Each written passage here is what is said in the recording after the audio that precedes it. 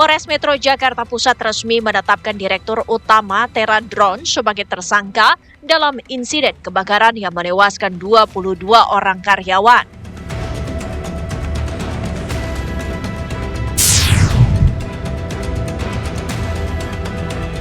Direktorat Tindak Pidana Tertentu Bareskrim Polri meningkatkan kasus dugaan pembalakan liar yang menyebabkan bencana di Sumatera. Apakah bencana akan usai dengan penerapan hukum? Saksikan selengkapnya di Apa Kabar Indonesia Malam.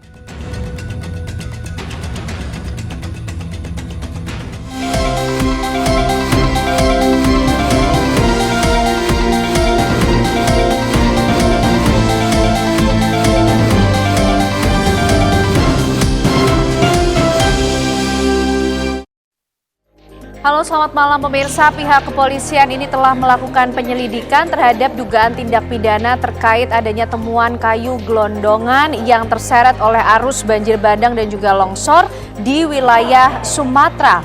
Kementerian Kehutanan ini telah menyegel 7 lokasi dan juga menetapkan 12 subjek hukum.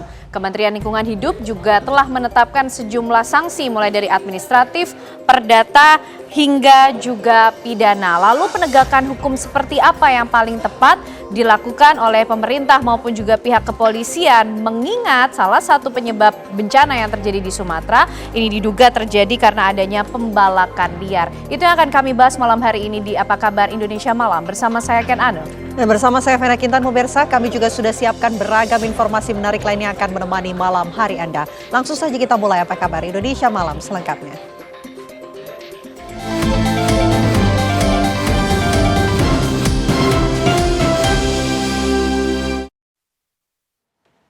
Pemirsa, sebuah mobil pick-up pengangkut LPG yang menuju Gresik mengalami kecelakaan di eksit tol Jalan Banyu Urip, Surabaya.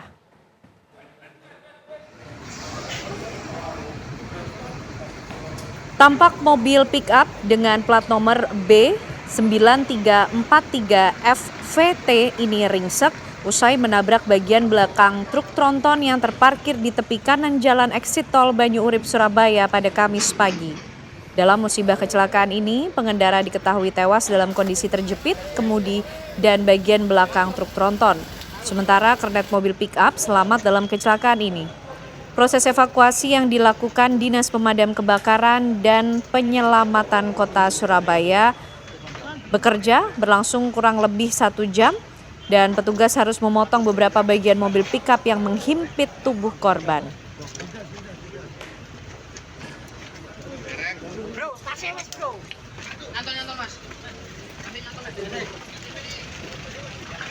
Kita lanjutkan Apa Kabar Indonesia Malam, pemirsa. Sebuah pohon mahoni setinggi 20 meter tumbang menimpa rumah warga di Jalan Cihapit, Kota Bandung.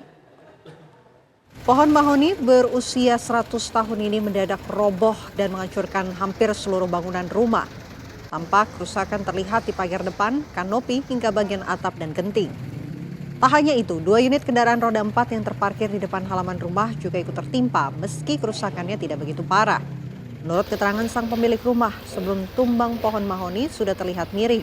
Ia pun beberapa kali sempat laporkan ke dinas terkait, namun tidak ada tanggapan sampai akhirnya pohon ini tumbang. Sementara itu, petugas dari Dinas Pemadam Kebakaran dibantu Dinas Pertamanan dan Pemakaman Kota Bandung memindahkan pohon dengan menerjunkan alat berat dan memotong satu persatu batang pohon dengan gergaji mesin.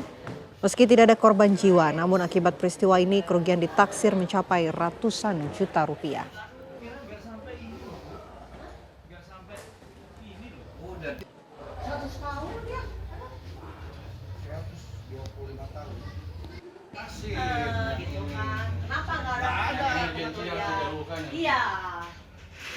Mobil jenis minivan menerobos pagar sekolah dan menabrak kerumunan siswa Sekolah Dasar Negeri Kalibaru 01 Cilincing, Jakarta Utara.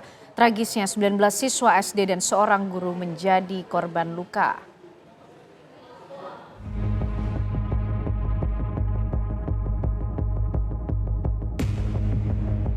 Kerumunan siswa Sekolah Dasar Negeri 01 Kalibaru Cilincing, Jakarta Utara mendadak mencekam saat mobil minivan dengan kecepatan tinggi menerobos pagar sekolah dan melindas siswa tanpa pandang bulu. Ya Allah, ini mobil MBG apa-apaan ini?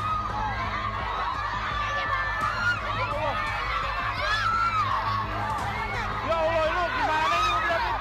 Teriakan histeris dari para siswa yang tergeletak membuat semuanya panik pada pukul 6.20 waktu Indonesia Barat. Sontak seluruh guru dan siswa yang ada di lokasi berusaha menolong satu sama lain dan membawa korban ke rumah sakit. Kabitumas Polda Metro Jaya Kombes Pol Budi Hermanto mengatakan ada total korban 20 luka, terdiri atas 19 siswa dan 1 guru. Ada 20 korban, di mana 19 siswa dan 1 orang guru. 5 pasien korban itu berada di Rumah Sakit Koja. Saat ini lagi penanganan intensif dan kita berharap segera penanganan ini bisa segera pulih dan bisa kembali pulang. Ada 14 pasien yang di Rumah Sakit Cilincing yang tempat kita berada sekarang. Dan tadi kita sama-sama bersama Pak Kapolda melaksanakan melihat, meninjau, besuk pasien. Keterangan terakhir dari dokter, kemungkinan 2 yang masih rawat inap. Jadi 12, tadi di lantai 8 dilaksanakan observasi. Kemungkinan nanti kalau observasinya tidak ada fatalitas, hasil ronsen keluar, ini juga bisa rawat jalan sehingga bisa pulang. Sementara itu sopir mobil telah diringkus dan tengah menjalani pemeriksaan secara intensif. Tim TV One mengabarkan.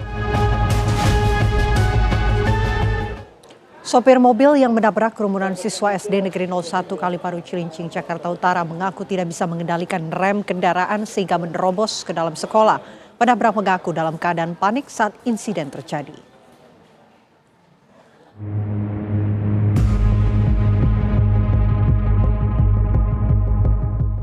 Inilah detik-detik rekaman CCTV dari luar halaman sekolah ketika mobil putih hendak masuk. Terlihat mobil yang tadinya mengarahkan pintu ke SD Negeri 01 Kalibaru Cilincing, Jakarta Utara, tiba-tiba melaju kencang tak terkendali. Warga yang ada di depan sekolah panik dan berlarian ke sekolah. Sopir berinisial AI mengaku tidak bisa mengendalikan laju kendaraan. Terus saya bilang kalau berhenti kan di bawah turunan tuh, macam itu nggak tahu kenapa, tahu ngegas sendiri gitu Pak. Kabur kan itu mobilnya kan? Iya, makanya pas saya komentar itu ada apa? Nah di sini baru dapat remnya gitu. Remnya dapat? Iya. Bukan sampean panik atau gimana? Enggak, kok nggak panik. Biasanya jawabnya saya parkir di situ. Iya. Saya juga jadi dari orang sini. Enggak nyangkut nggak kaki sampean ke gas? Nggak nyangkut Pak. Karena baru mobil baru masuk gitu. Iya. Nah makanya saya mau berhenti gitu Pak, gas Pak. Naik dong ke atas. Iya. Nggak rem tangan. Nggak kepikiran panik ya. Iya, Panik. Berarti posisi kamu lagi di luar? Di luar Mas, naik Di luar? mobil. Ya berarti setidaknya kamu posisi ke kanan dong? Ya kan memangnya tadi kalau parkir misalnya saya gitu Pak. Hingga kini polisi masih melakukan pemeriksaan lebih lanjut terhadap sopir dan kendaraan untuk mengetahui apa penyebab pasti kecelakaan.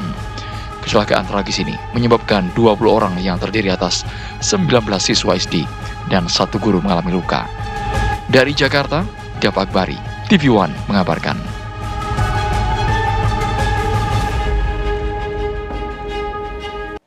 Dinas Kesehatan Kabupaten Tapanuli Tengah, Sumatera Utara mengevakuasi 4 warga lanjut usia dari puncak gunung di desa terisolir di wilayah Kecamatan Tuka menggunakan helikopter. Keempat warga yang dievakuasi menggunakan heli Basarnas itu karena mereka membutuhkan perawatan medis akibat berbagai penyakit yang diderita. Keempat warga dievakuasi menggunakan heli Basarnas merupakan warga desa Saur Manggita, Tapian Nauli, Kecamatan Tuka. Heli Basarnas mendarat di lapangan sepak bola Pandan. Keempat warga ini langsung dievakuasi ke Rumah Sakit Umum Daerah Pandan untuk mendapatkan perawatan medis. Dinas Kesehatan Kabupaten Tapanuli Tengah mengatakan evakuasi warga yang sakit masih terus berlanjut hingga siang hari tadi dengan menggunakan heli Basarnas dari berbagai desa lain yang masih terisolasi.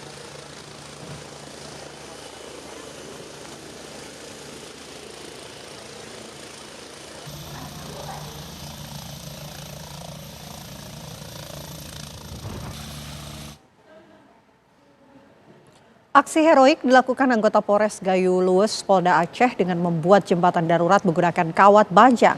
Saat proses pembuatan, petugas harus bergelantungan di atas derasnya air sungai demi warga agar bisa menyeberangi sungai. Di tengah derasnya air sungai, keberanian anggota Polres Gayo Luwes Polda Aceh yang bernama Bribka TM Syahputra menjadi penyelamat bagi warga yang terjebak banjir bandang dan tanah longsor. Akses jalan yang terputus membuat warga terisolasi hingga sulit mencari kebutuhan pokok. Dengan bergelantungan di atas kawat baja, di atas derasnya air sungai, tak menghentikan tekad polisi ini untuk membantu warga. Dengan tekad yang kuat, akhirnya jembatan sementara dari kawat baja di Kecamatan Tripejaya berhasil dibuat oleh personil Polres Gayo Lues.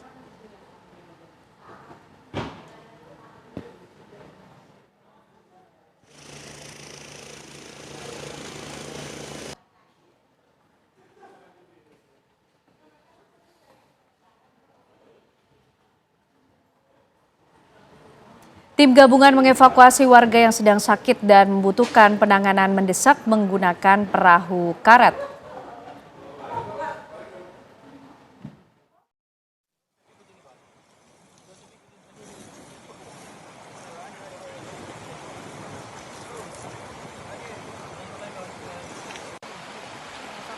Sedikitnya 20 warga dengan kondisi kesehatan rentan.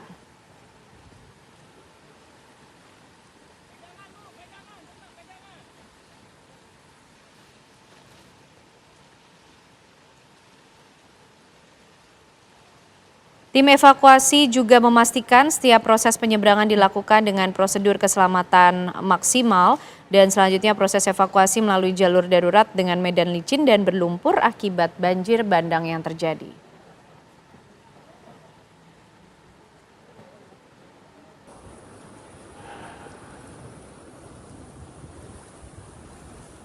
Makasih Pak Brimob.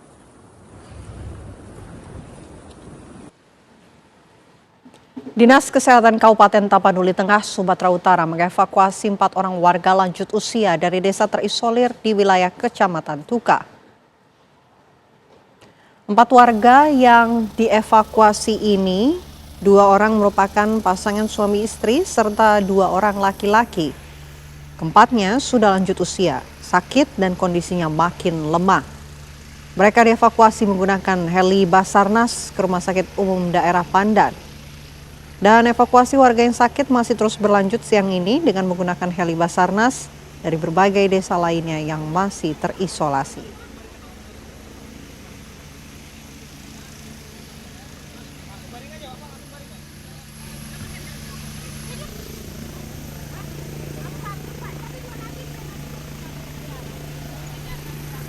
Sebanyak 10 jenazah korban bencana banjir dan longsor di Sumatera Barat dimakamkan massal di tempat pemakaman umum TPU Sungai Jariang, Kecamatan Lubuk Basung. Sebelum dimakamkan, seluruh jenazah telah disolatkan di Masjid Nurul Falah. 10 jenazah yang dimakamkan terdiri dari 3 anak berjenis kelamin perempuan, 2 anak berjenis kelamin laki-laki, 4 wanita dewasa, dan 1 laki-laki dewasa. Keputusan pemakaman massal dilakukan karena tidak ada keluarga yang datang untuk melakukan identifikasi setelah jenazah berada selama 14 hari di RSUD Lubuk Busung. Namun demikian, bagi keluarga yang merasa kehilangan dapat melapor ke posko DVI untuk proses pencocokan identitas. Pihak rumah sakit menyatakan seluruh jenazah telah menjalani pengambilan sampel DNA.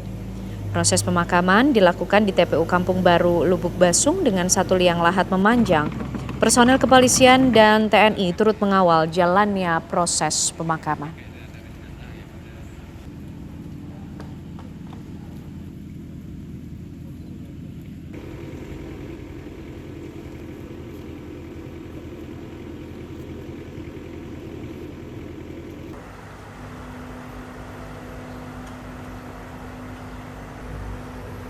Kami jeda terlebih dahulu, pemirsa. Usai jeda kami akan hadirkan informasi termasuk update terbaru kondisi bencana di Sumatera. Tetaplah bersama kami di Apa Kabar Indonesia Malam.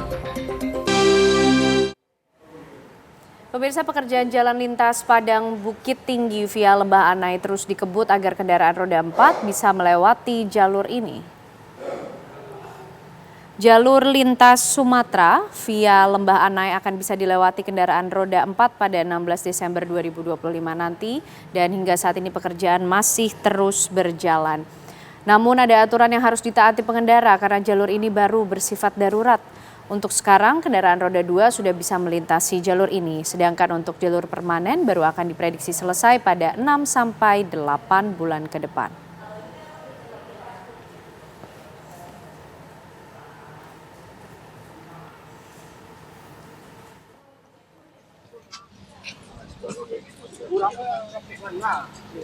Pemerintah dan warga terus melakukan pembersihan di 2 kelurahan terdampak longsor di Sibolga Utara, yaitu Huta Tonga-Tonga dan Angin Nauli. Sejumlah titik saat ini mulai ditangani secara bertahap. Sejak tadi pagi, sekitar 15 personil TNI turun membantu pembersihan material longsor di jalan raya yang menjadi akses utama warga menggunakan sekop dan peralatan manual. Personil TNI bekerja bahu-membahu membuka akses yang masih tertutup tertimbun. Di salah satu sekolah di wilayah terdampak, yakni SMP Negeri 6 Sibolga, para guru juga turun tangan melakukan pembersihan. Mereka bersama-sama membersihkan lumpur sisa tanah longsor yang masuk ke halaman dan ruangan sekolah. Sementara itu, Sungai Aek Doras yang sebelumnya tertimbun total, hari ini mulai dilakukan pembukaan aliran menggunakan alat berat. Aliran air yang turun dari perbukitan sudah mulai dialirkan kembali ke sungai, meskipun material longsor masih menutup sebagian besar badan sungai. Hingga saat ini rumah-rumah warga di Huta Tonga-Tonga dan Angin Nauli masih tertimbun material longsor hingga mencapai setengah bangunan dan bagian atap. Untuk sementara, para warga terdampak masih mengungsi di posko pengungsian SD 1 DI Panjaitan selagi menunggu kondisi permukiman mereka pulih.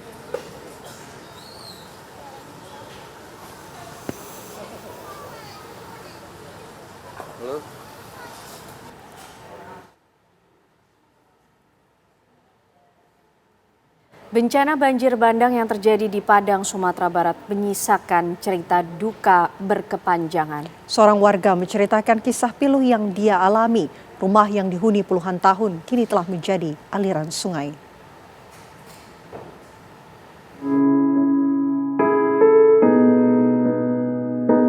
Bencana banjir bandang yang terjadi di Padang, Sumatera Barat menyisakan cerita duka berkepanjangan. Seorang warga menceritakan kisah pilu yang dia alami. Marlina, warga kampung Gunuang Nago, RT 2 RW 1, Kelurahan Kapalokoto, Kecamatan Pau, Kota Padang, tak bisa menyembunyikan kesedihannya. Air mata Marlina sudah kering, meratapi rumah yang dia bangun belasan tahun, sekarang menjadi aliran sungai. Marlina baru tahu rumahnya telah hanyut terbawa arus banjir 1 hari pasca kejadian. Ia dan keluarganya lari meninggalkan kampung saat banjir besar. Keesokan harinya, Marlina terkejut, rumahnya sudah tak bersisa. Saat ini Marlina bersama keluarganya terpaksa mengungsi ke rumah orang tua suaminya. Rumah saya jadi sungai itu, Pak. Yang mana, Bu? Yang di dalam sungai itu, Pak. Itu rumah saudara kan ini. Rumah depan sungai itu, Pak. Itu berapa? Bundi gemuruh air batu-batu itu antara. Gemuruh ya? Ya. Terus?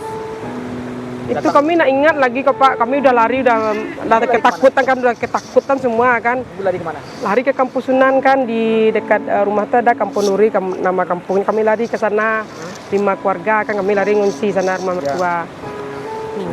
Gitu. Itu hari apa itu? Hari Selasa, Rabu, atau Kamis? Jumat, Jumat. hari Kamis malam nak. 26, tanggal 26. Iya. Oh, tanggal 26, Kamis malam. Kamis malam itu ya. Iya. Ibu ngeliat rumah ibu lagi besoknya? Iya, kami pagi bawa kantong mau ambil pakaian, Pak.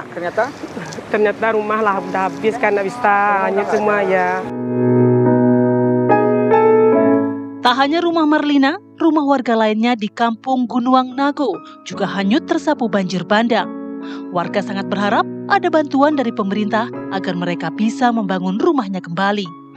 Dari Padang, Sumatera Barat, Wahyudi Agus TV One mengabarkan.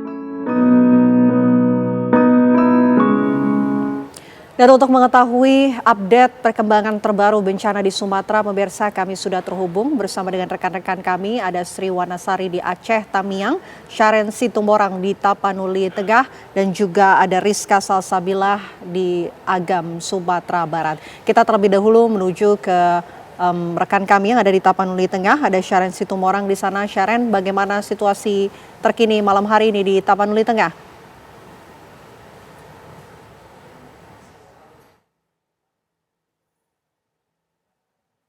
Informasi terbaru dari daerah ini pasca banjir bandang dan longsor yang terjadi pada Selasa 25 November lalu.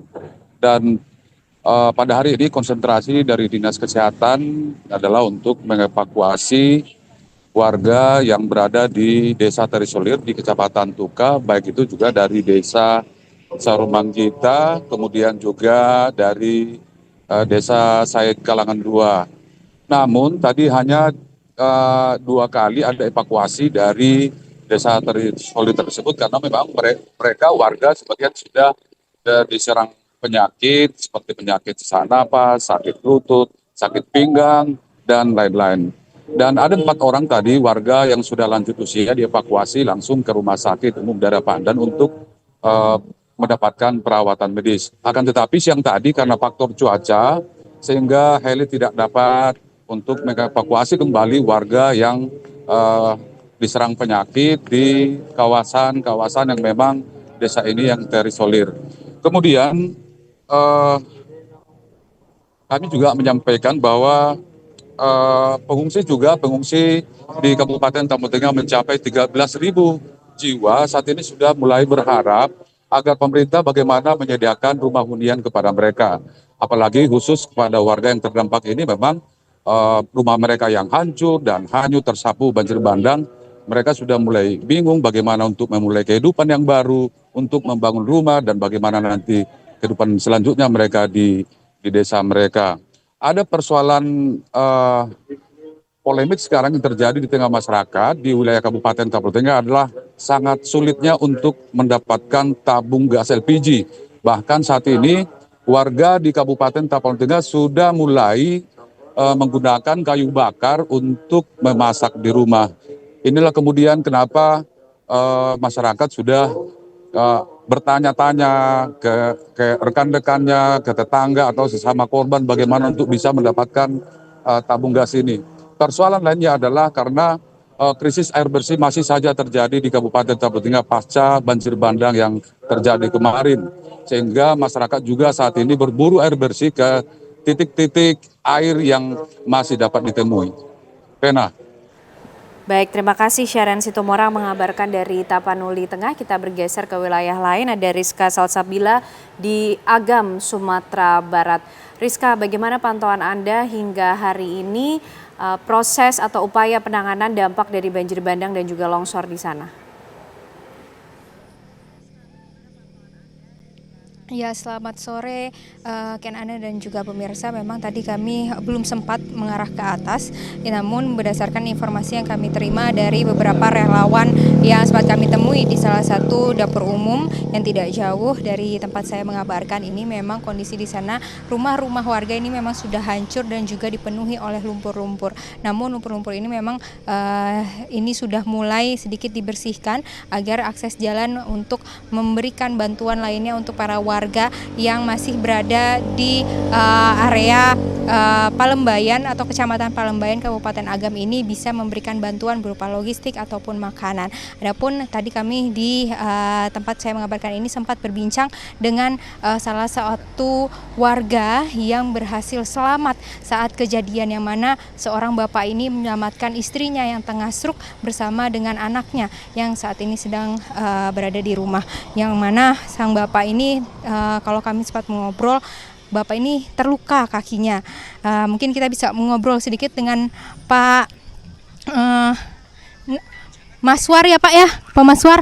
Ya Pak, mungkin boleh diceritakan Kak Pak, keadaan bapak kakinya ini sekarang seperti apa dan kenapa Pak kakinya ini Pak? Kaki saya ini waktu kejadian itu kan jam 4 sore. Lewat jam 4 sore.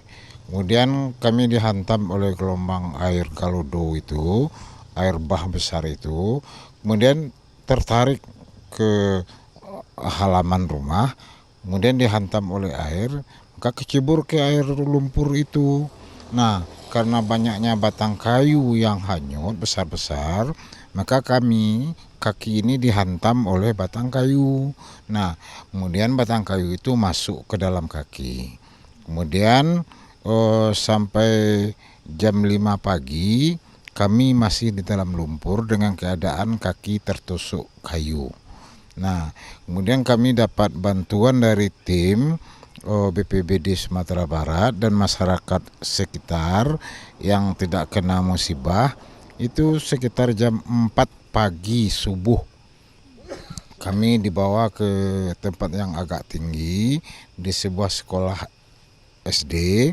Nah, kemudian kami di sana kebetulan ada dua orang tenaga medis yang orang dekat sana, itulah yang membantu kami sementara menjelang dibawa ke rumah sakit umum daerah Kabupaten di Lubuk Basung.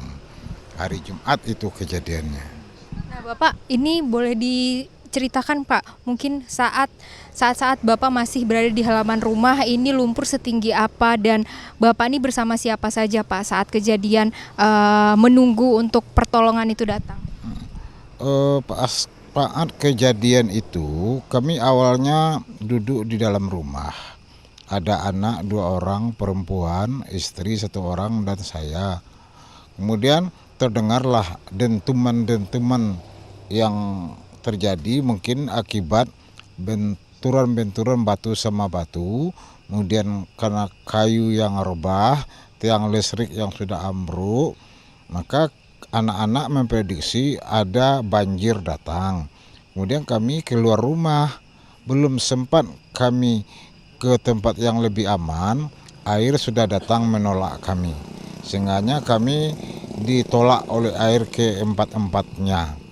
Nah, untungnya kami ditolak tidak searah dengan air, tetapi bersimpang ke kiri. Airnya terus, kami ke kiri dihantam air, kemudian kembali ke mendekati rumah. Nah, di sana lumpur sudah setinggi leher. Di sana adalah kami sampai pagi. Baik Bapak, kalau untuk hari ini berarti Bapak ini sudah dioperasi ya tadi Pak ya kemarin ya? Habis dioperasi ya kemarin? Habis beberapa minggu lalu ya, hari Sabtu, kejadian itu hari Kamis, Jumatnya kami dievakuasi pagi, hari Sabtu pagi kami dibawa ke RSUD Kabupaten di Lubuk Basung.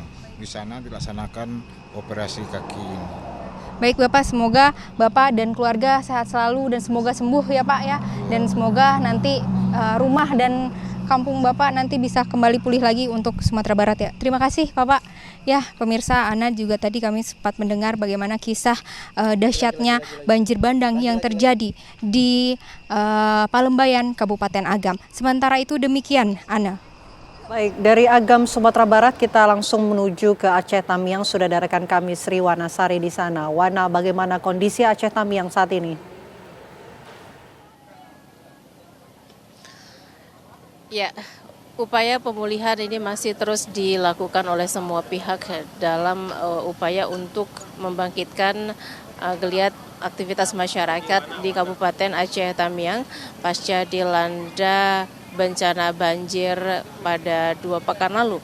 Dan ini sudah memasuki pekan ketiga dan berdasarkan fokus dari pemerintah Kabupaten Aceh Tamiang hari ini persisnya memfokuskan pada pembersihan material longsoran, ini khususnya di sarana ibadah, dan menurut data jumlah sarana ibadah di Kabupaten Aceh Tamiang ini yang mengalami kerusakan berat, sedang hingga ringan, ini ada di 43 titik. Sementara untuk fasilitas pendidikan, dalam hal ini sekolah baik SD, SMP hingga SMA, jumlahnya ada 66 titik meskipun ini membutuhkan waktu yang cukup lama untuk proses pembersihan mengingat material longsoran yang cukup tebal ini menimbun sarana-sarana baik sarana ibadah maupun sarana pendidikan. Sementara untuk pengungsi hari ini tercatat mengalami penurunan secara jumlah. Namun pengungsi ini memilih untuk membangun tendanya secara mandiri ataupun tenda-tenda yang disediakan oleh pemerintah Kabupaten Aceh Tamiang maupun BPBD di sekitar 632 titik yang tersebar di Kabupaten Aceh Tamiang. Vena. Baik, terima kasih Wanasari atas laporan Anda langsung dari Aceh Tamiang. Sebelumnya juga ada Syaren dan juga dari Rizka Salsabila. Tetap selamat kembali bertugas, tetap jaga keselamatan Anda rekan-rekan. Ya pemirsa, usai jeda kami akan menghadirkan pembahasan untuk Anda, utamanya mengenai upaya dari pihak kepolisian yang informasinya sudah berada dalam status ataupun tahap penyelidikan untuk kemudian menelusuri adanya temuan kayu gelondongan yang terbawa oleh banjir bandang dan juga longsor di Sumatera. Bahkan Kementerian Kehutanan dan juga Kementerian Lingkungan Hidup juga telah menyiapkan sanksi untuk kemudian para pelaku pembalakan liar ini, pemirsa. Seperti apa kemudian langkah penegakan hukum yang diperlukan? Kami akan membahasnya untuk Anda di Apa Kabar Indonesia Malam. Usai jeda.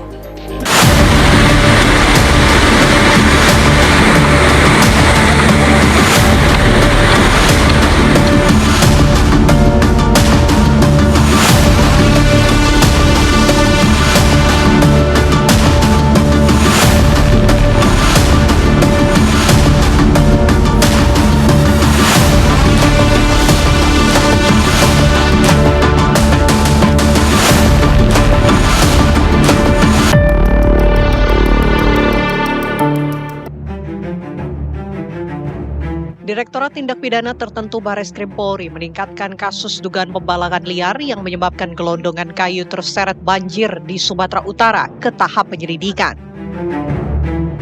Hal ini dilakukan usai penyidik meyakini adanya unsur pidana dan menemukan 2 alat bukti dugaan pembalakan liar di daerah aliran Sungai Garoga dan Anggoli. Pertama adalah ditemukannya alat berat berupa 1 bulldozer dan 2 ekskavator yang diduga digunakan untuk aktivitas ilegal. Penyidik saat ini sedang melakukan pendalaman terhadap pihak operator alat berat. Penyidik juga menemukan adanya bekas longsoran yang terjadi bukan secara alamiah. Temuan ini mengindikasikan adanya aktivitas perluasan lahan. Akankah jerat hukum akan membuat kapok para pembalakan liar? Lalu bagaimana dengan lahan yang telah rusak akibat tangan jahil manusia itu? Pemirsa, pihak kepolisian sudah mulai melakukan penelusuran terhadap dugaan tindak pidana yang terkait dengan temuan kayu gelondongan yang terbawa oleh banjir bandang dan juga longsor yang terjadi di Sumatera Utara, Aceh maupun juga Sumatera Barat.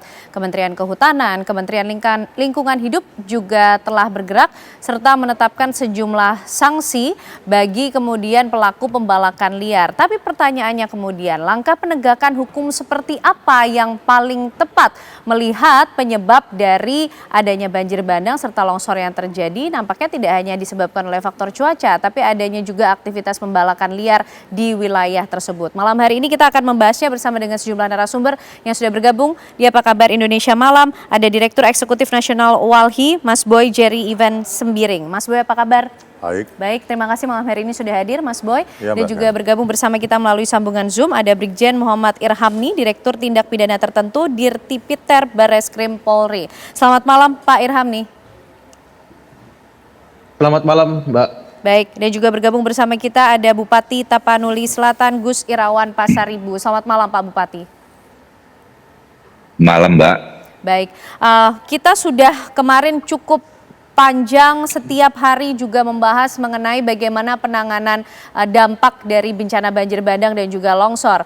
Tapi termasuk juga yang kita ingin tahu Pak Irham nih, bagaimana kemudian penanganan hukumnya Pak? Karena begitu banyak data yang sudah kita diskusikan sebelumnya di setiap kesempatan bahwa ternyata banjir bandang dan longsor ini tidak hanya disebabkan oleh faktor alam atau cuaca, tapi ada juga ulah manusia di belakangnya Pak.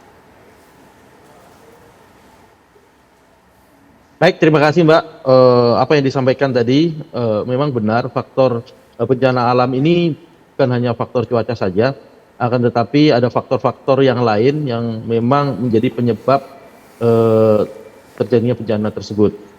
Oleh sebab itu, pimpinan dalam hal ini Bapak Kapolri dan Bapak Menteri Kehutanan kemarin memerintahkan kami untuk melakukan investigasi, dan investigasi ini sudah kita lakukan.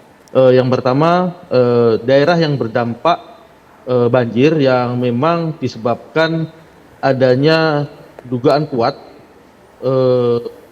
adanya pembukaan lahan baik legal ataupun ilegal di wilayah Aceh, Sumatera Barat dan Sumatera Utara.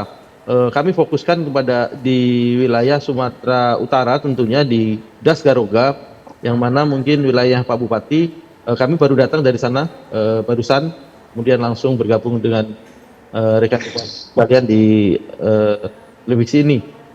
Kami temukan di TKP di jembatan Garoga dan Angoli bahwa itu tertutup beberapa jenis kayu dan jenis-jenisnya sudah kami identifikasi.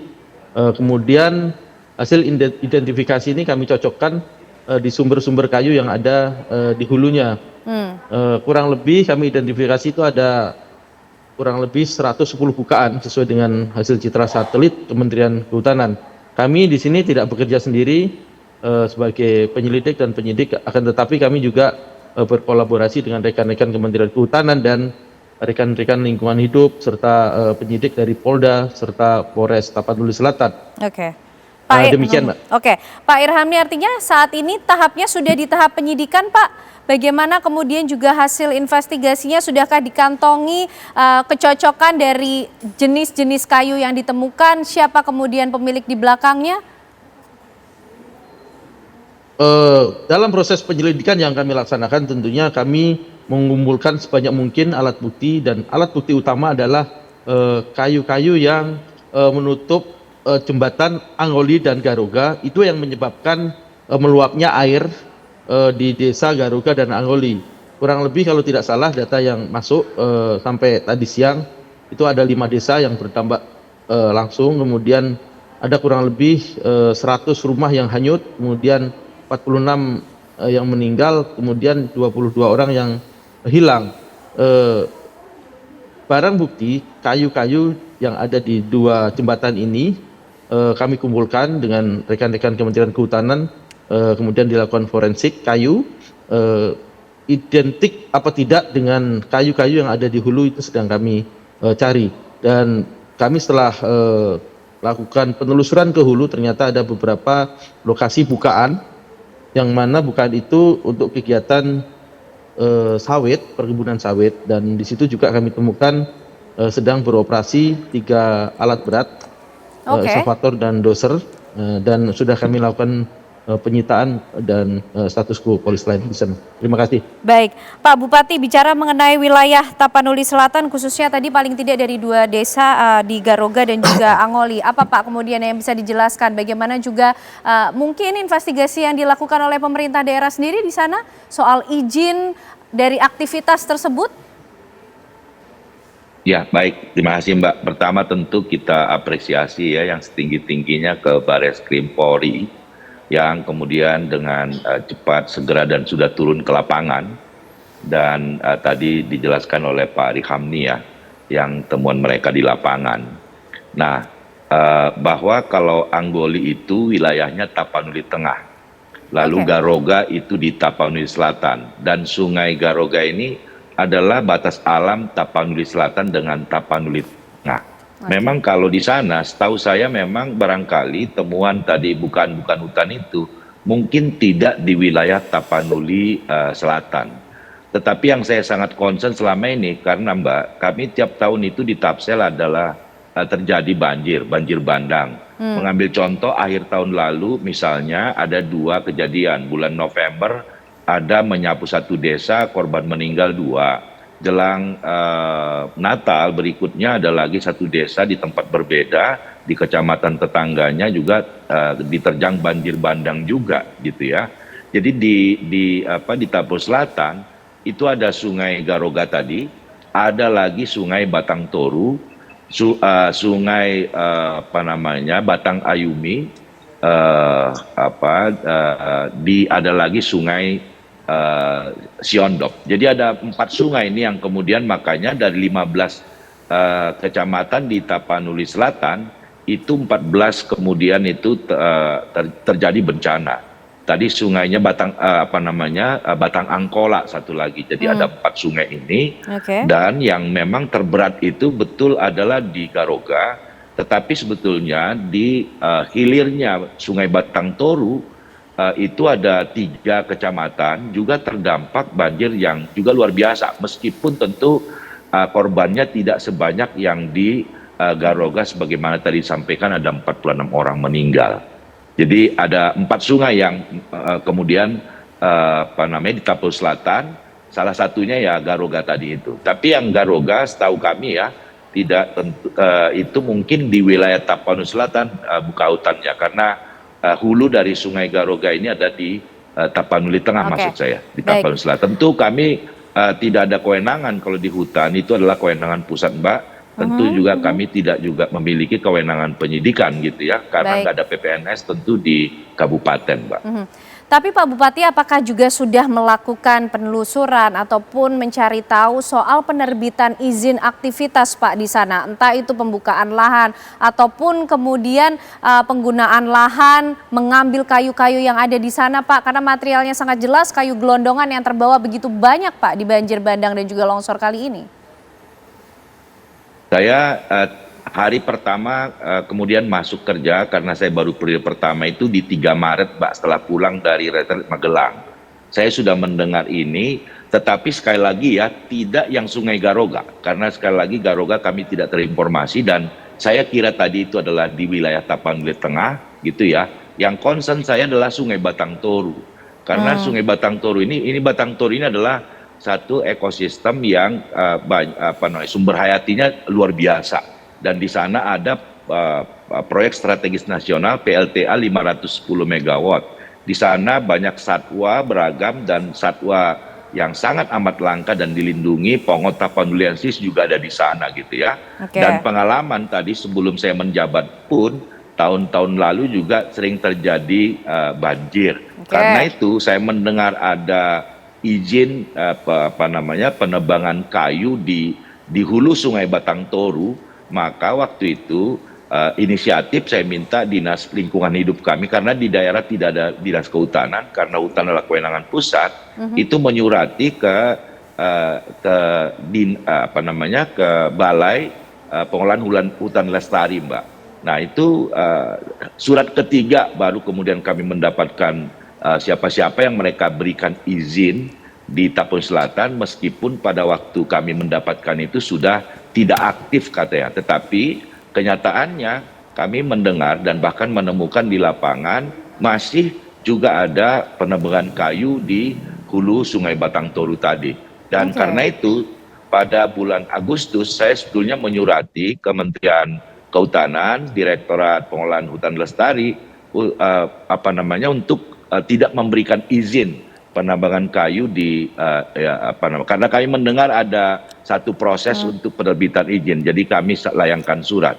Dan kemudian pada bulan Agustus juga kalau nggak salah kami senang ternyata dari Direktorat Pengelolaan Hutan Lestari itu menghentikan sementara pemberian akses sipuh yang itu adalah merupakan izin penebangan kayu di APL. Tetapi ternyata itu Juli terbitnya penghentian sementara, lalu itu 9 Agustus itu kemudian sipuh dibuka lagi begitu. Jadi hanya sebulan sebetulnya moratorium yang dimaksudkan oleh Kementerian Kehutanan. Baik, itu menjadi satu hal yang penting untuk ditelusuri, tapi dari Walhi sendiri, Mas Boy melihat sejauh ini penegakan hukum yang sudah coba untuk dimulai dilakukan, sudah naik ke tahap penyidikan, Mas, termasuk kita ingin tahu data yang dipegang oleh Walhi soal penggunaan lahan yang sudah beralih fungsi serta izin penggunaannya ini seperti apa, Mas Boy? Saya menggambarkan kayak gini ya, proses penegakan hukumnya sebuah hal yang menarik, patut diapresiasi,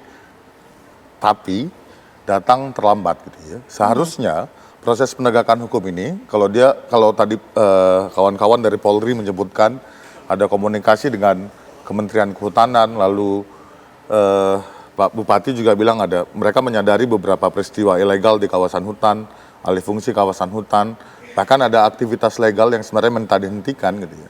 Proses penegakan hukum sebelumnya kemana nih gitu ya.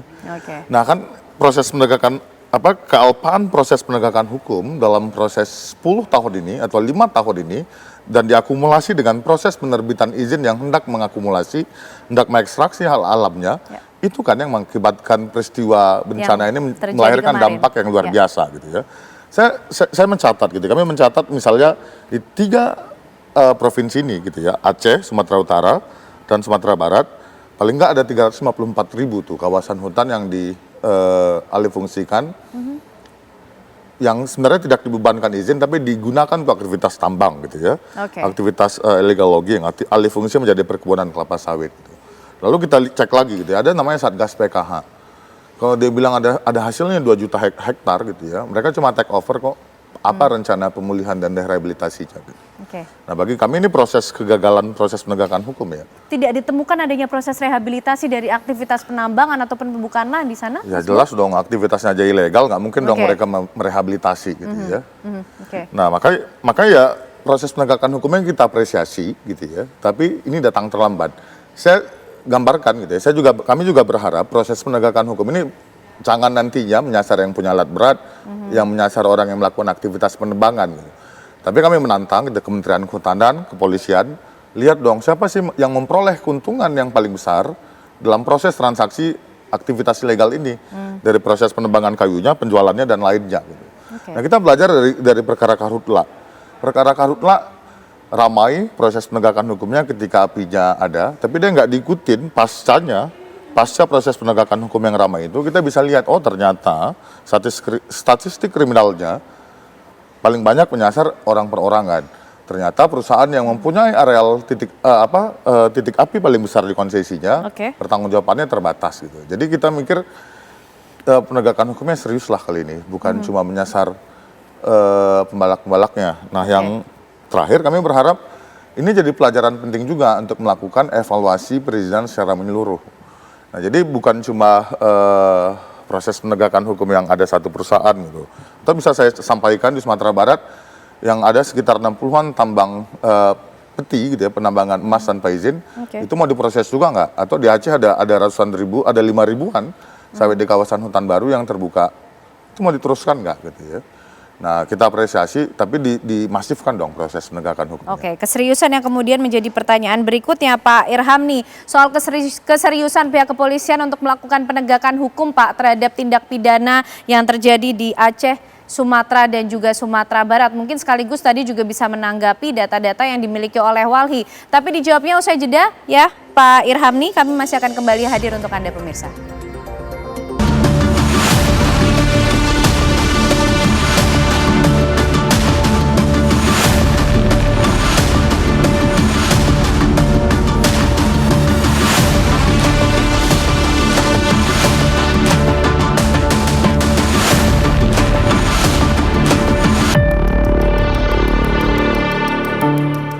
Ya pemirsa, Anda masih menyaksikan Apa Kabar Indonesia Malam. Kita akan lanjutkan diskusi malam hari ini membahas tentunya bagaimana jerat hukum atau langkah penegakan hukum yang paling tepat untuk para pembalak liar yang nampaknya berkontribusi terhadap apa yang terjadi di Sumatera pada beberapa waktu kemarin pemirsa. Pak Irham nih tadi menjawab mengenai keseriusan penegak hukum atau pihak kepolisian untuk menangani kasus ini Pak. Mencari tidak hanya siapa pembalaknya, tapi siapa yang merasakan keuntungan dari hulu ke hilir. Ini hasil penelusuran yang cocok. Pak Irham nih, kami belum bisa mendengar suara Bapak. Terima kasih Mas Boy atas saran dan masukannya. Saya kira sangat benar itu. Penegakan hukum harus keras-kerasnya. Bagaimana kejahatan lingkungan ini kan kejahatan luar biasa, dampaknya seperti kita ketahui banjir ada di mana-mana. Akan tetapi juga kita harus bersama-sama saling mendukung. Walhi sebagai social control tentunya bisa memberikan data dan informasi kepada kami. Kami pastikan kalau memang itu rekan-rekan dari masyarakat, dari Walhi dan sebagainya memberikan data informasi kepada kami, akan kami lakukan penindakan. Kalau berbicara siapa yang harus bertanggung jawab, tentunya penegakan hukum pastinya berbasis alat bukti.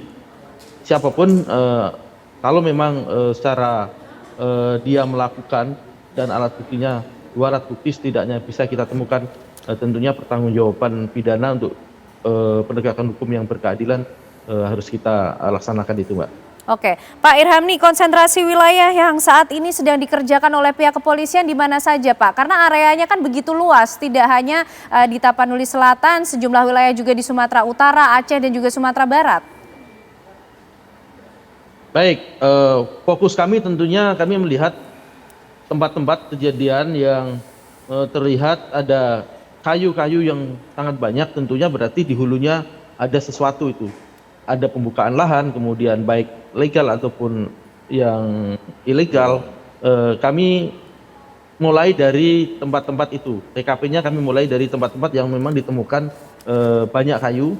Kalau di Aceh, Tamiang, kemudian Sumatera Barat, di Das Kuranji itu juga ada, kemudian kalau di Sumatera Utara di Das Daroga. Tapsel itu sebenarnya ada das lagi, itu Das Batang Toru, tetapi memang di situ kayu-kayu yang ada itu langsung ke laut, tidak banyak menimbulkan korban karena tidak menyapu langsung ke desa. Kalau di Anggoli dan Garuga itu jelas karena menutup 2 jembatan ini, makanya air meluap ke 5 kampung dan 5 kampung itu habis sekarang. Demikian. Oke, Pak Irham nih, kejahatan kehutanan ini seperti apa sih Pak? Apa kemudian yang sudah ditemukan oleh pihak kepolisian, membaca mungkin skema kejahatannya, apa juga kemudian yang coba dipalsukan atau coba disiasati sebagai suatu bentuk penyimpangan yang juga diselidiki oleh pihak kepolisian?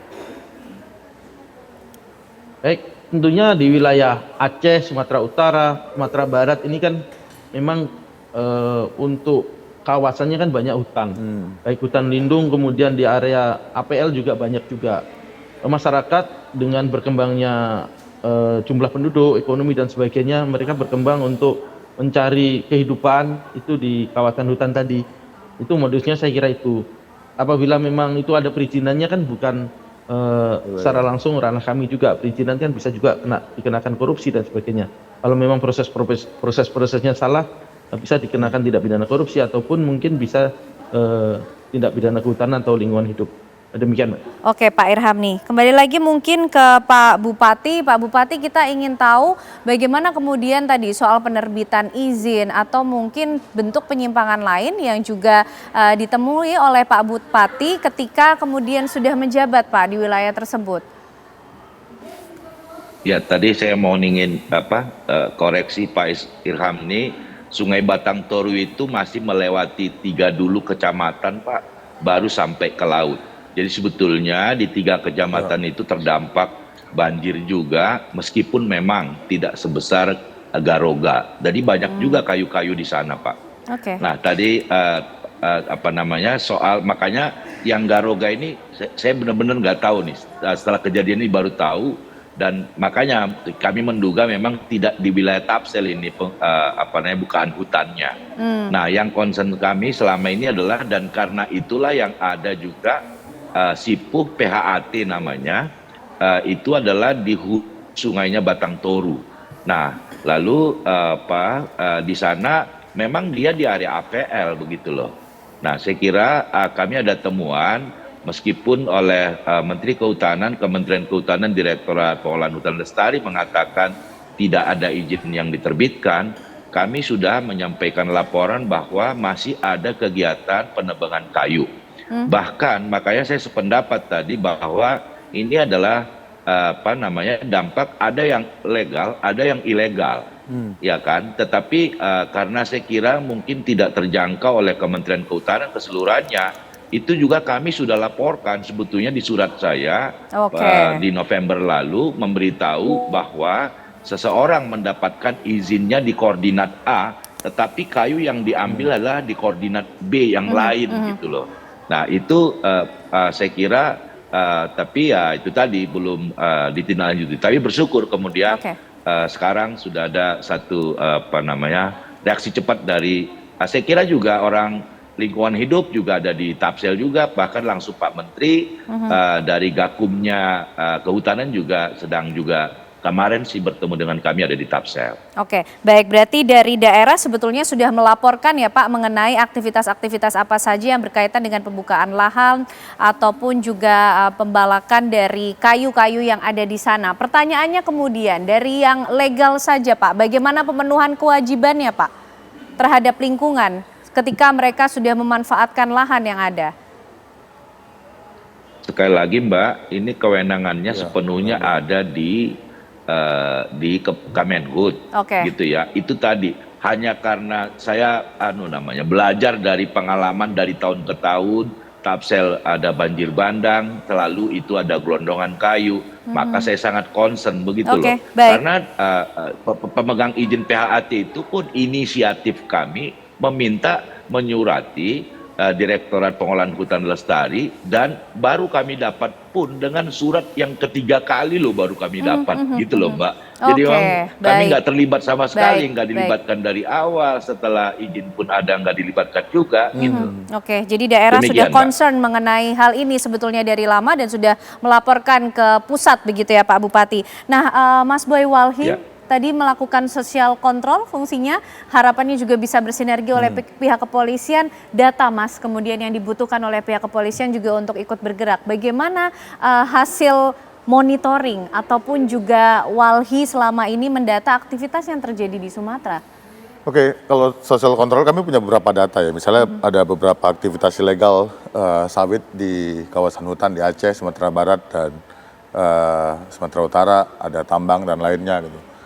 Kalau ditantang untuk ngelapor sih kami bersiap ngelapor ya gitu. Tapi pesannya seperti ini gitu ya. Seharusnya kawan-kawan dari Mabes Polri nggak bakal sibuk ini gitu ya. Maka Kapolri juga bukan cuma sekedar memerintahkan tindak tegas orang-orang yang diindikasikan terlibat gitu ya, atau aktivitas-aktivitas ilegal yang terjadi di kawasan hutan. Tapi dia juga kayak perlu ngevaluasi deh seluruh Kapoldanya dan Kapolresnya gitu.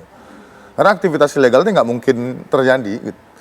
Aktivitas ilegalnya nggak akan terjadi kalau efektivitas proses penegakan hukumnya berlangsung keras, tegas, dan nggak lepas, tidak dilakukan secara keras dan tegas gitu. Nah, yang kedua kami mikir kayak gini, kami berharap bukan cuma menyasar tebang-tebangannya atau aktivitas ilegalnya gitu, tapi dia harus terkait dengan proses penegakan hukum yang menyasar pada aspek keekonomian. Ada namanya tindak pidana pencucian uang. Kayaknya kawan-kawan kepolisian, kawan-kawan Kementerian Kehutanan tinggal bisa cek deh ke PPATK. Atau sederhananya mereka menemukan alat berat. Kita kan dengan gampang menemukan siapa sih pemilik alat beratnya, bukan suatu pekerjaan susah bagi polisi. Lalu bisa melacak bayaran ke alat beratnya siapa gitu ya. Lalu ini kan follow the money ya, mengikuti uangnya alirannya kemana aja, dan itu jadi proses penegakan hukumnya nggak nyasar orang-orang kecil aja gitu. Karena sebetulnya sudah jelas semuanya ya Mas ya, pihak-pihak yang terlibat. Jelas banget sih enggak ya, tapi bisa dilacak gitu kan. Kan pentingnya proses penegakan hukum itu kan rangkaian perbuatan, lalu ditemukan pembuktiannya gitu ya. Nah, kalau PR pembuktian ya jelas gitu. Kalau atau kita kawan-kawan bisa sebaiknya ke Sumatera Barat deh. Banyak banget kan penambangan emas tanpa izin di sana. Atau di Aceh banyak illegal logging ya. Jadi menurut kami ya citra satelit ya. Siapa sih yang paling gampang mengakses citra satelit? Siapa? Negara. Baik Mas Boy. Baik, Pak Irham nih dari Walhi siap kok Pak untuk kemudian bisa mensupport data ketika ini tujuannya memang untuk melakukan penelusuran maupun juga penyelidikan atas aktivitas yang terjadi di Sumatera yang tidak sesuai dengan apa yang seharusnya. Termasuk juga yang diinginkan tindakan tegas Pak soal penegakan hukum. Lakukan audit, lakukan evaluasi berjenjang juga dari kemudian pihak-pihak yang seharusnya mengawasi melakukan penegakan hukum dari aktivitas yang ada di lokasi di Sumatera.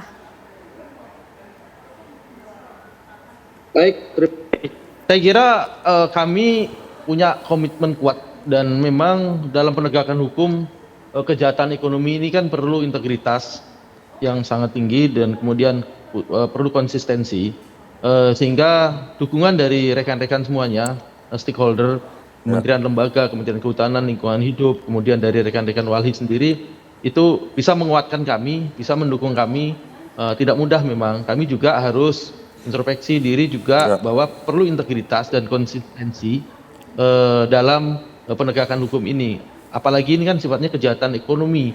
Kalau kejahatan ekonomi kan darahnya tadi uang, perlu diputus dengan kita menerapkan tindak pidana lanjutan yaitu pencucian uang tentunya. Pastinya kalau memang itu terbukti tindak pidana asalnya, pasti kami lanjutkan dengan tindak pidana pencucian uangnya. Demikian Mbak. Oke, baik, kita tunggu keseriusan dari penegakan hukum atas kemudian aktivitas yang berlangsung di Sumatera, khususnya mengenai pembalakan liar di sana, karena concern kita masih tentang apa yang terjadi dan menimpa saudara-saudara kita di Sumatera Utara, Sumatera Barat, dan juga Aceh. Terima kasih untuk diskusinya malam hari ini, Mas Boy. Terima kasih Pak Irhamni dan juga terima kasih Pak Bupati Tapanuli Selatan sudah bergabung bersama kami di Apa Kabar Indonesia Malam. Sehat selalu. selalu semuanya. Pemirsa, usai jeda kami masih akan menghadirkan informasi lain untuk Anda di mana kebakaran yang terjadi di gedung Teradron Kemayoran Jakarta Pusat menewaskan 22 jiwa dan kepolisian masih melakukan penyelidikan terkait dengan penyebab kebakaran. Kami hadirkan untuk Anda informasi usai jeda. Selasa 9 Desember 2025, kebakaran terjadi di gedung Teradron Kemayoran Jakarta Pusat. Api diduga berasal dari lantai 1 gedung, sementara asap membumbung hingga ke lantai atas gedung tersebut. Sejumlah orang yang berada di dalam gedung terjebak. Mereka yang berada di rooftop berhasil menyelamatkan diri, namun 22 orang meninggal dunia dalam peristiwa ini. Para korban tewas karena terjebak di dalam gedung dan menghirup terlalu banyak asap. Polisi telah melakukan olah tempat kejadian perkara lanjutan di gedung Teradron.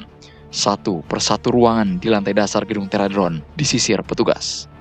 Dari hasil olah TKP, petugas mengamankan sejumlah benda yakni tabung apar serta benda yang diduga baterai drone yang sudah dalam keadaan hangus terbakar.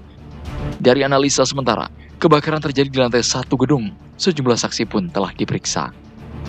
Sudah melakukan olah TKP bersama Puslapor Polri sampai dengan malam hari.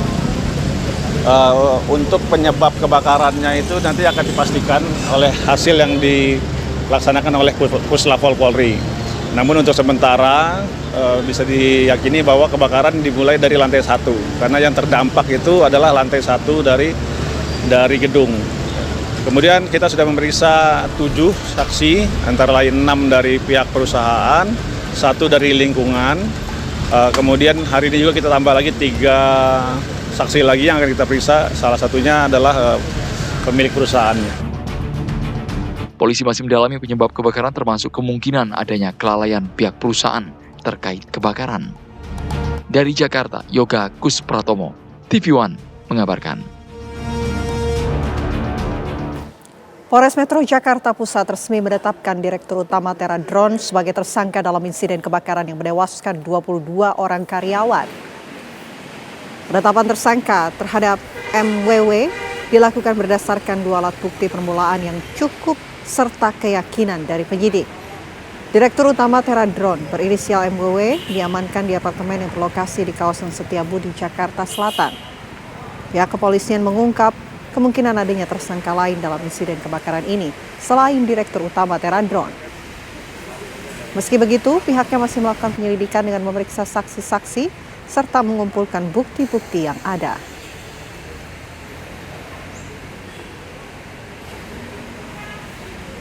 Jadi benar untuk Direktur Utama dari Teradron sudah kami amankan semalam berdasarkan 2 alat bukti permulaan yang cukup dan keyakinan penyidik. Jadi kami tingkatkan statusnya menjadi tersangka dan sudah kami terbitkan surat perintah penangkapan. Sudah ada cukup bukti, 2 permulaan bukti cukup dan keyakinan penyidik terhadap tindak pidana yang dilakukan oleh saudara MW. Ini buktinya apa Pak? Kayak perizinan, surat atau gimana? Ya, ada keterangan saksi, dokumen dan bukti-bukti lain yang ditemukan di lokasi. Tangis dan isak tak terbendung mewarnai proses pemakaman korban kebakaran di gedung Teradron yang terjadi pada Selasa lalu. Beberapa korban meninggal yang telah teridentifikasi dimakamkan pada Rabu malam di wilayah asalnya masing-masing.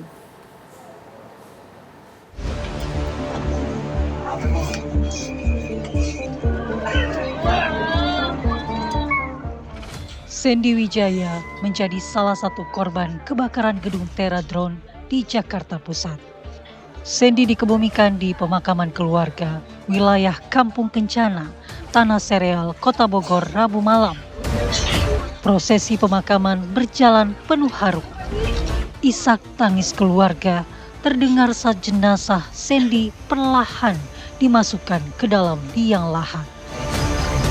Sebelum dimakamkan, almarhum Sandy disemayamkan di rumah keluarga di Bojonggede, Kabupaten Bogor. Almarhum Sandy adalah seorang pria yang sudah berkeluarga dan memiliki seorang anak berusia 3 tahun.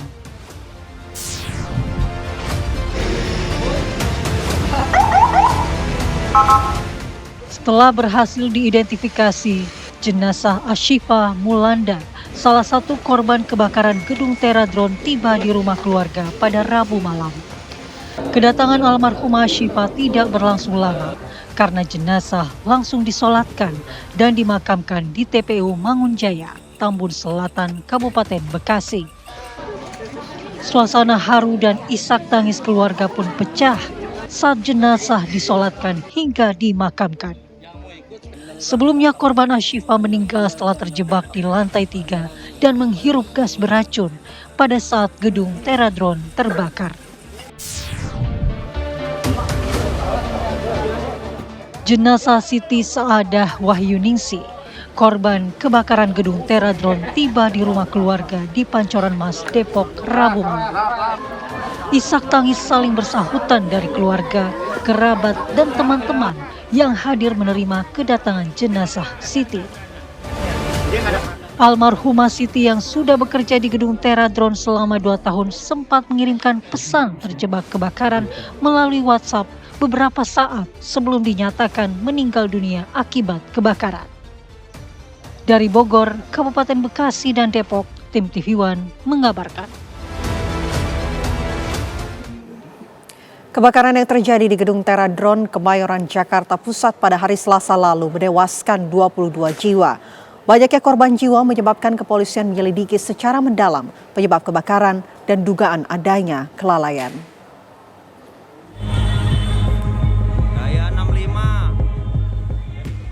Selasa 9 Desember 2025, jam menunjukkan pukul 12.43 saat kebakaran terjadi di gedung Teradron di Cepaka Baru, Kemayoran, Jakarta Pusat.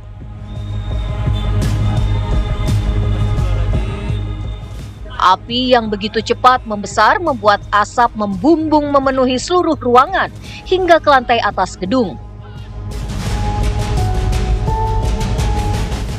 Warga dan karyawan sekitar gedung sudah berupaya memadamkan api yang berasal dari lantai 1 perusahaan pemetaan menggunakan pesawat tanpa awak ini. Sejumlah pegawai yang berada di dalam gedung pun terjebak.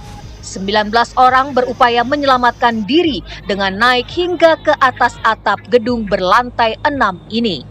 Namun naas, 22 orang pegawai tidak sempat mengikuti rekannya ke atap gedung. Sebagian korban tewas ditemukan terjebak di lantai 3 dan 4 akibat menghirup terlalu banyak asap. Penanganan kebakaran gedung Teradron melibatkan 28 unit pemadam kebakaran yang tiba di lokasi 7 menit usai peristiwa dilaporkan. Polisi yang melakukan olah tempat kejadian perkara lanjutan di gedung Teradron mengamankan sejumlah barang bukti, di antaranya tabung pemadam api ringan serta benda yang diduga baterai drone yang sudah dalam keadaan hangus terbakar. Temuan ini sesuai dengan keterangan sejumlah saksi yang menyebut kebakaran berasal dari percikan api saat pengisian daya baterai drone di sebuah ruangan. Api kemudian merembet ke ruangan lain yang berfungsi sebagai gudang baterai drone. Untuk penyebab kebakarannya itu nanti akan dipastikan oleh hasil yang dilaksanakan oleh Puslapol Polri. Namun untuk sementara bisa diyakini bahwa kebakaran dimulai dari lantai 1 karena yang terdampak itu adalah lantai 1 dari gedung. Kemudian kita sudah memeriksa 7 saksi, antara lain 6 dari pihak perusahaan, 1 dari lingkungan. Kemudian hari ini juga kita tambah lagi 3 saksi lagi yang akan kita periksa. Salah satunya adalah pemilik perusahaan. Namun untuk memastikan penyebab kebakaran termasuk kemungkinan adanya kelalaian pihak perusahaan terkait kebakaran, polisi terus melakukan penyelidikan lebih lanjut. Dari Jakarta, tim TV One mengabarkan.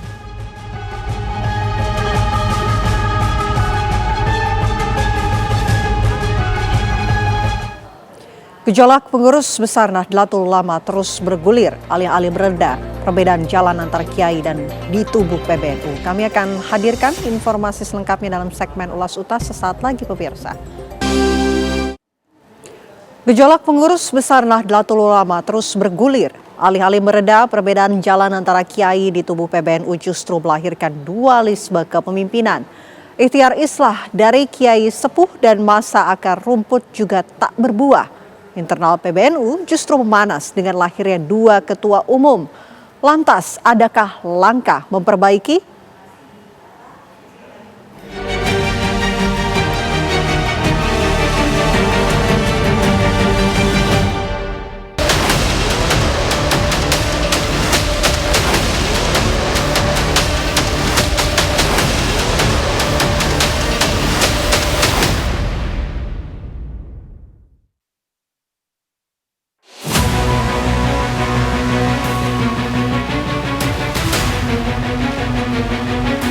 Gejolak yang mengguncang tubuh pengurus besar Nahdlatul Ulama terus bergulir.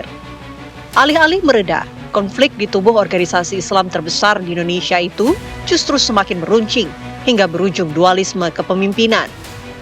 Upaya islah yang disuarakan oleh para kiai sepuh dan nahdliyin di akar rumput tak kunjung membuahkan hasil. Sementara kedua kubu yang berseteru tetap ngotot dengan sikap masing-masing. Lantas, akankah konflik di PBNU berakhir di meja hijau? Saya melihat bahwa secara politis, baik dari Rais Am, dari jajaran PBNU sendiri, termasuk ada Gus Ipul yang sebagai sekjen, dan kemudian kiai-kiai sepuh yang biasanya diminta pendapat terkait dengan Islam, semua berkiblat kepada surat edaran dari Rais Am, yaitu Gus Miftahul Akhyar. Kalau orang NU itu ya harus menaati pimpinan tertinggi, yaitu Rais Am gitu. Jadi saya rasa secara politis Gus Yahya sangat rentan ya, dan jalur hukum kemungkinan akan menjadi pilihan bagi Gus Yahya karena dia tidak ada backing lagi, saya lihat. Di tengah perlawanan, Yahya Khalil Stakuf alias Gus Yahya mempertahankan kursinya sebagai Ketua Umum PBNU. Syuriah justru menggelar rapat pleno untuk memilih pejabat Ketua Umum PBNU menggantikan Gus Yahya. Rapat pleno yang mengukuhkan pemakzulan Gus Yahya itu dihadiri oleh jajaran tokoh terpandang Nahdlatul Ulama, mulai dari Rais Am, Miftahul Akhyar, Menteri Sosial Saifullah Yusuf atau Gus Ipul, hingga Menteri Agama Nasaruddin Umar. Seluruh peserta rapat sepakat Gus Yahya resmi dicopot dan Zulfa Mustafa ditunjuk memimpin PBNU hingga perhelatan Muktamar pada 2026 mendatang. Penetapan pejabat Ketua Umum PBNU masa bakti sisa sekarang ini, yaitu Yang Mulia beliau Bapak Haji Zulfa Mustafa. Oleh karena itu, beliau akan memimpin PBNU ini sebagai pejabat Ketua Umum, melaksanakan tugas-tugasnya sampai dengan Muktamar yang insya Allah akan dilaksanakan di 2026. Saya tidak ingin menjadi bagian konflik masa lalu, tapi saya ingin menjadi solusi buat Jamiyah ini untuk masa depan. Ya. Oleh karenanya, saya mengajak seluruh pengurus NU, termasuk para kiai, masyayikh, atau warga NU kultural, mari kita bersatu kembali di rumah besar kita ini. Karena sudah lama masyarakat warga NU bersedih atas ketidakpastian ini. Saya berharap dengan ditunjuknya saya dalam forum ini sebagai pejabat Ketua Umum, ketidakpastian itu selesai. Meski dilengsarkan terang-terangan, Gus Yahya bergeming, ia tetap memimpin kegiatan PBNU. Dengan didampingi sejumlah pengurus termasuk Ketua PBNU, Ulil Absyar Abdallah, Gus Yahya mengumumkan PBNU meluncurkan program 1 juta keluarga NU peduli bencana, sebuah inisiatif nasional yang mengajak keluarga Nahdliyin untuk berpartisipasi dalam penggalangan dana membantu korban bencana Sumatera. Ia pun menegaskan dirinya masih Ketua Umum PBNU yang sah. Rapat pleno yang menetapkan pejabat umum adalah manuver politik internal yang melawan hukum.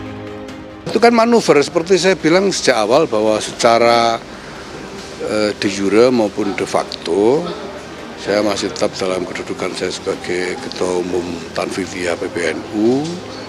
Saya masih efektif dalam fungsi saya, termasuk menggerakkan organisasi sampai ke bawah. Dan bahwa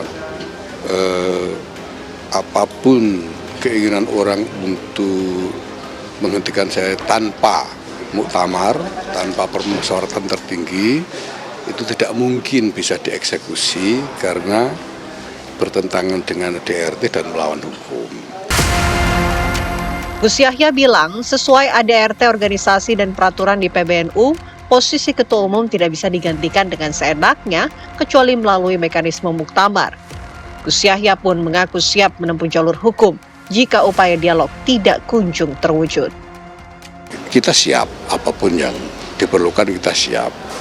Itu kan untuk menegaskan posisi saya bersama teman-teman yang sekarang ini masih kompak di dalam PBNU ini ya, bahwa kita ini ingin menjaga tatanan organisasi, itu saja. Ya enggak mungkin ada dua lah, enggak mungkin ada dua. Tapi kan pleno malam ini kan katanya melahirkan PJ Ketum nih Gus. Ini bagaimana Gus? Akan menggugat atau gimana? Lah kalau plenonya nggak sah itu kok ya masa ya bisa dianggap sah gitu. Tapi ada kekhawatiran perpecahan nggak sih Gus di internal? Dan sekarang itu sampai ke bawah semuanya orang nggak mau NU pecah, nggak ada yang mau NU pecah, itu nggak ada. Dalam konflik di internal PBNU, ada dua kubu besar yang saling berhadapan. Kelompok pertama adalah Gus Yahya yang bersikukuh tetap sah menjabat sebagai Ketua Umum PBNU. Sementara kubu kedua adalah Rais Am PBNU Miftahul Ahyar yang menganggap pemecatan Gus Yahya sudah sesuai dengan aturan organisasi. Terlepas siapa yang benar dan siapa yang salah, perseteruan sengit di jajaran elit organisasi ini memicu berbagai spekulasi. Mengapa hal ini bisa terjadi? Siapa yang diuntungkan dari konflik internal di PBNU? Kalau saya rasa kalau krisis legitimasi, ya jelas yang akan menderita krisis legitimasi lebih ke Gus Yahya. Kalau dia menolak, karena ini mayoritas NU kan sudah mendukung Rais Am. Nah, dan juga saya juga kemungkinan ya Gus Yahya tidak akan menerima begitu saja dia diganti karena selain isu Zionisme, ada isu ekonomi politik di sini. Jadi kita tahu bahwa NU memiliki konsesi tambang batu bara itu 26.000 hektar di Kalimantan Timur. Dan apabila Gus Yahya itu diberhentikan, otomatis kemudian orang-orang yang berada di tambang yang ditempatkan untuk mengelola tambang tersebut akan ganti gerbong. Ada pergantian pemain di sini. Nah, faktor ekonomi politik ini yang kemudian saya rasa akan memicu Gus Yahya untuk terus mempertahankan bahwa dia adalah Ketua Umum PBNU. Organisasi sebesar PBNU kini seolah berada di ambang perpecahan akibat konflik internal para elitnya. Meski bukan pertama kalinya terjadi, kalangan Nahdliyin tentunya berharap para pihak yang berseteru segera melakukan islah ketimbang menempuh jalur hukum yang menguras energi organisasi.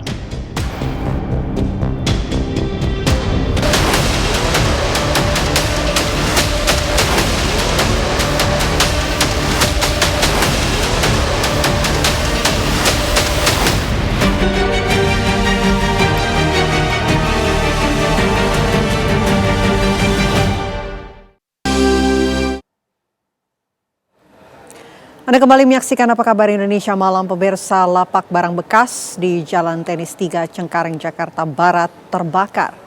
Peramataan memungkinkan. Kobaran api membuat warga panik dan langsung menyelamatkan diri ke tempat yang lebih aman. Diketahui api timbul dari korsleting listrik yang menyambar tumpukan barang plastik yang mudah terbakar. Sebanyak 14 unit mobil damkar Jakarta Barat serta 70 personil langsung dikerahkan ke lokasi. Api berhasil dipadamkan setelah petugas berjibaku selama kurang lebih 1 jam. Beruntung tidak ada korban jiwa dalam peristiwa ini.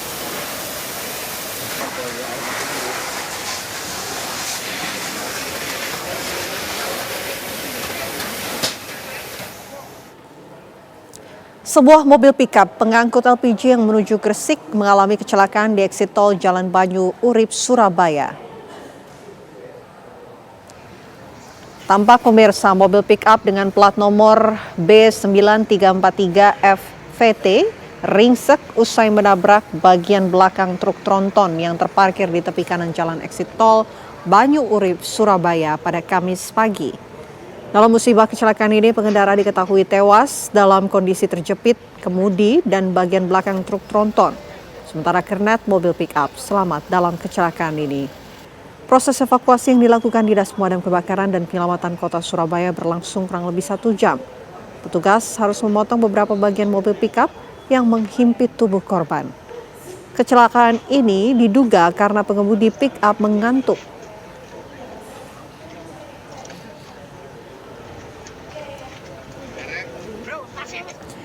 Sebuah pohon mahoni setinggi 20 meter tumbang menimpa rumah warga di Jalan Cihapit, Kota Bandung, Jawa Barat. Pohon mahoni berusia 100 tahun ini mendadak roboh dan menghancurkan hampir seluruh bangunan rumah. Tampak kerusakan terlihat di pagar depan, kanopi, hingga bagian atap dan genting. Tak hanya itu, 2 unit kendaraan roda 4 yang terparkir di depan halaman rumah juga ikut tertimpa, meski kerusakannya tidak begitu parah. Menurut keterangan sang pemilik rumah, sebelum tumbang, pohon mahoni sudah terlihat miring. Ia pun beberapa kali sempat melaporkan ke dinas terkait, namun tidak ada tanggapan sampai akhirnya pohon ini tumbang. Sementara itu, petugas dari Dinas Pemadam Kebakaran dibantu Dinas Pertamanan dan Pemakaman Kota Bandung memindahkan pohon dengan menerjunkan alat berat dan memotong satu persatu batang pohon dengan gergaji mesin. Meski tidak ada korban jiwa, namun akibat peristiwa ini kerugian ditaksir mencapai ratusan juta rupiah.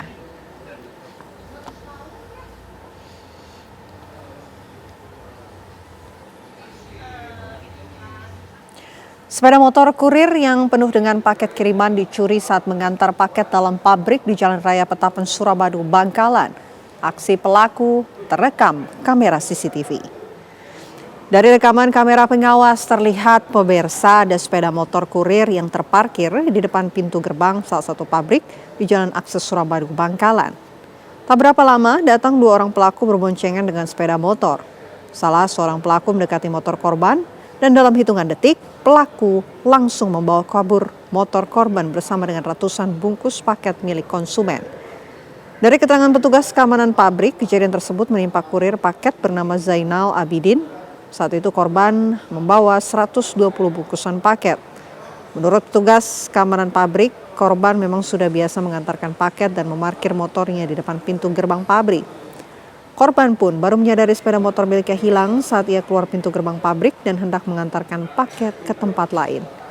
Usai kejadian, korban didampingi pihak ekspedisi langsung melaporkan ke pihak kepolisian Mapores Bangkalan dengan membawa bukti rekaman CCTV untuk ditindaklanjuti.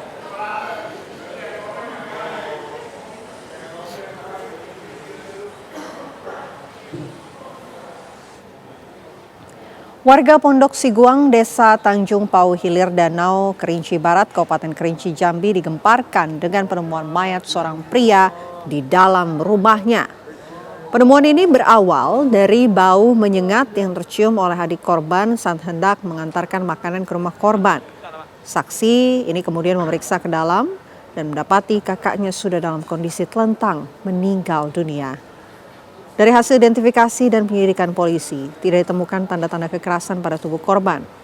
Namun, dari keterangan warga bahwa korban sejak 2 bulan terakhir sering mengeluh sakit kepala. Keluarga menolak untuk dilakukan visum dan jenazah langsung dibawa ke rumah duka untuk segera dimakamkan.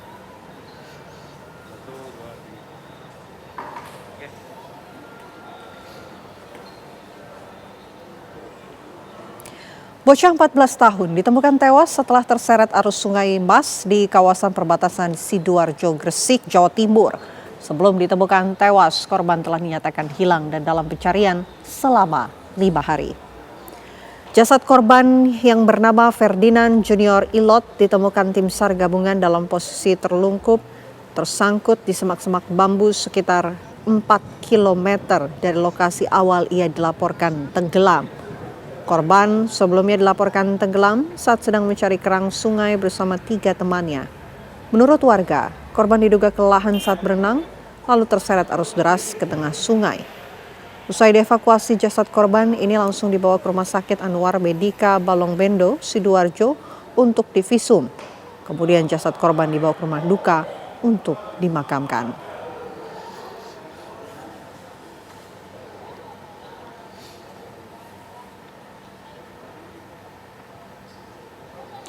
Di Kota Medan, seorang anak perempuan berinisial A yang masih berusia 12 tahun diduga membunuh ibu kandungnya. Kini anak yang berurusan dengan hukum itu telah diamankan oleh polisi dan masih menjalani pemeriksaan. Peristiwa dugaan pembunuhan ini terjadi di rumah mereka di Jalan Dwi Kora, Kota Medan pada Rabu subuh. Pasca kejadian, warga sekitar yang mengetahui peristiwa tersebut langsung datang ke lokasi dan melihat korban sudah tewas bersimbah darah, penuh bekas luka akibat senjata tajam. Usai kejadian, jenazah korban langsung dibawa ke Rumah Sakit Bayangkara Medan. Sementara itu, menurut warga, saat kejadian rumah tersebut dihuni oleh 4 orang, yaitu korban, suami korban, dan anak pertama korban, serta A yang masih duduk di bangku sekolah dasar. Saat ini, kasus tersebut masih ditangani oleh unit PPA Satreskrim Polrestabes Medan, sementara jenazah korban masih berada di Rumah Sakit Bayangkara Medan.